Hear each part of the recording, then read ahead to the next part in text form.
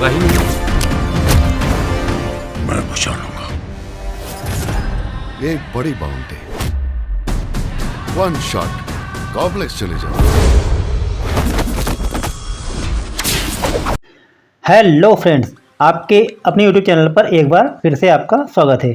दोस्तों, आज हम लेकर आए हैं आपके लिए कल्कि 2898 AD मूवी की फुल स्टोरी। तो आइए शुरू करते हैं।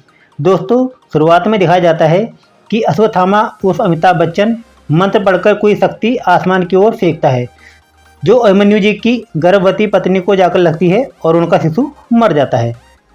फिर कुरुक्षेत्र के मैदान में अश्वत्थामा को श्री कृष्ण भगवान इस अपराध के लिए श्राप के रूप में अश्वत्थामा को ना मरने का वरदान देते हैं और क्षमा मांगने पर कहते हैं कि कलयुग में जब मैं अवतार लूँगा तो तुम्हें मेरे शिशु रूप की रक्षा करनी होगी, यही तुम्हारा प्रायश्चित होगा। फिर दिखाया जाता है कि रेगिस्तान में एक अजीब सा ट्रक जा रहा है जिसमें काफ़ी लोग बैठे हैं।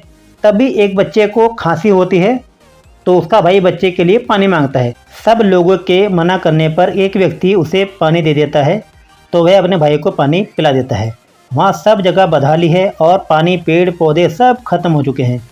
तब पानी पिलाने वाले से एक छोटा बच्चा पूछता है कि यहाँ कोई फ्री में किसी को पानी नहीं देता, तो आपने क्यों दिया? तब वो व्यक्ति बच्चे को 6000 साल पुरानी कोई बात बोल देता है।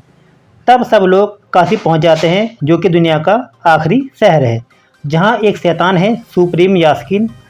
तब वो ट्रक काशी के अंदर पहुँच जाता है और एक गुंडा सारी लड़कियों को अलग करने के लिए कहता है। फिर संभाला शहर की रानी को दिखाया जाता है, जो इंसानियत की रक्षक है और इसी कारण उनके जासूस योद्धा काशी में आ रखे हैं।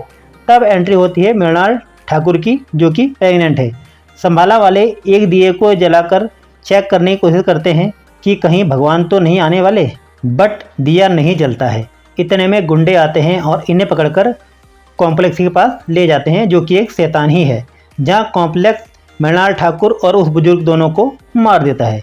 फिर एक संभाला वासी को गुंडे पकड़ रहे होते हैं। तभी एंट्री होती है सुपर कार बुज्जी और रिवर स्टार प्रभास की। फिर वहाँ ज़बरदस्त फाइटिंग होती है और प्रभास सबको पीटकर संभाला वासी को अपने साथ पकड़कर ले जाता है, क्योंकि उसे कॉम्प्लेक्स को देने पर प्रभास को काफ़ी बड़ा इनाम मिलता। इधर गुंडों को अर्जुन जी का धनुष मिल जाता है।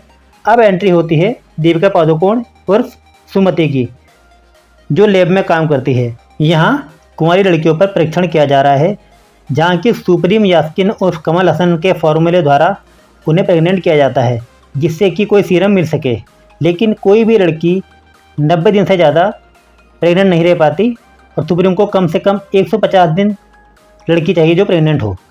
जिनमें सीरम नहीं बन पाता उन्हें वो आग में डालकर मार देता है।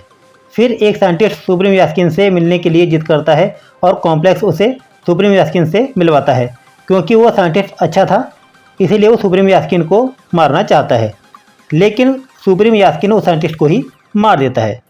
इधर दीपिका पादुकोण की फ्रेंड को मालूम पड़ता है कि दीपिका 150 डेज़ की प्रेग्नेंट है और जो सुप्रीम यास्किन को सीरम चाहिए वो दीपिका के पास है। लेकिन सीरम के कारण दीपिका के शिशु को मार दिया जाता, इसलिए दीपिका अपनी फ्रेंड को उसे वहाँ से निकालने के लिए कहती है। इधर प्रभास संभाला वासी को अपने जीवनदाता बाप दुलकर सलमान के बारे में बताता है कि कैसे उसके बाप ने उसे पाल पोस कर बड़ा किया है और हर विद्या सिखाई, और प्रभास के बड़े होने पर अपने स्वास्थ्य के कारण प्रभास को मारना भी बेचना भी चाहा। लेकिन प्रभास उल्टा दुलकर सलमान को ही सैनिकों के द्वारा पकड़वा देता है। फिर प्रभास से पैसा मांगने के लिए कई लोग आते हैं, जिनसे प्रभास ने कर्जा ले रखा होता है। उनमें से उसका मकान मालिक भी होता है, जो कि ब्रह्मानंदम है। सब उसे परेशान कर ही रहे थे कि तभी वहाँ पर दिशा पटानी की एंट्री होती है और वो भी प्रभास से अपना कर्जा वापस मांगती है। फिर वो कहती है कि मेरी जॉब कॉम्प्लेक्स में लग गई है। प्रभास उसे आई लव यू कहता है और कॉम्प्लेक्स में उसे भी अपने साथ ले जाने के लिए मना लेता है। फिर वो कॉम्प्लेक्स से होते हुए एक प्राकृतिक दुनिया में पहुंचता है और वहां से एक पार्टी में पहुंचकर दोनों डांस और फूड एंजॉय कर ही रहे थे कि तभी प्रभास से एक मूर्ति गिर जाती है और उसे उठाकर कॉम्प्लेक्स से बाहर फेंक दिया जाता है। इधर वही छोटा बच्चा जो ट्रक में था, उसे गुंडे और रोबोट्स फिर पकड़ने दौड़ते हैं और बच्चा भागते भागते अश्वत्थामा के पास पहुंचता है, जहां अश्वत्थामा रोबोट्स और गुंडे सबको मारकर बच्चे को बचा लेता है। इधर दीपिका को मारने के लिए मशीन में डाला जाता है और कॉम्प्लेक्स में एक अजीब घटना घटती है। जो धनुष गुंडे उठाकर लाए थे वो ज्वालामुखी की तरह तपने लगता है। हर चीज़ उससे छूते ही पिघलने लगती है। इधर दीपिका की फ्रेंड संबाला वासी निकलती है, जो उसे बचाते हुए मर जाती है, लेकिन दीपिका को बाहर निकाल देती है। इधर कॉम्प्लेक्स को भी मालूम पड़ जाता है कि दीपिका के द्वारा भगवान आने वाले हैं, इसलिए वह उसे मारने के लिए अपने गुंडों को आदेश देता है। उधर दीपिका को संबाला वासी अपने ट्रक में बिठा लेते हैं। वहाँ उसे कायरा मिलती है, जो दीपिका को बचाने के लिए ज़बरदस्त युद्ध करती है और दीपिका को बचाते हुए मर जाती है। कायरा की फाइटिंग से ही गूज़बम्प्स स्टार्ट हो जाएंगे दोस्तों, जब आप मूवी देखेंगे तो। इधर प्रभास भी इनाम के लालच में दीपिका को पकड़कर कॉम्प्लेक्स को देने के लिए संबाला वासियों के पीछे जाता है।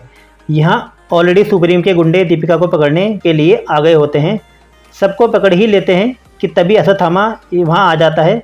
ज़बरदस्त फाइट होती है और अश्वत्थामा सबको मार देता है और सुमति यानी दीपिका की रक्षा का वचन देता है, क्योंकि यही उसका प्रायश्चित है। लेकिन तभी प्रभास आ जाता है और दीपिका को ले जाने की कोशिश करता है।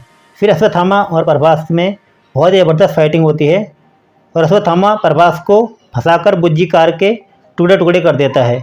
गुस्से में प्रभास बेड़ियों से झगड़कर अश्वत्थामा को एक बड़े स्टेचू पर टांग देता है, लेकिन अश्वत्थामा बेड़ियाँ तोड़कर प्रभास को ही स्टेचू के नीचे दबा देता है और फिर सब संभाला पहुंच जाते हैं। उस दिन संभाला में कई सालों बाद बारिश होती है, जिससे दीपिका की शिशु ही भगवान है मानकर संभाला वासी बहुत खुश हो जाते हैं।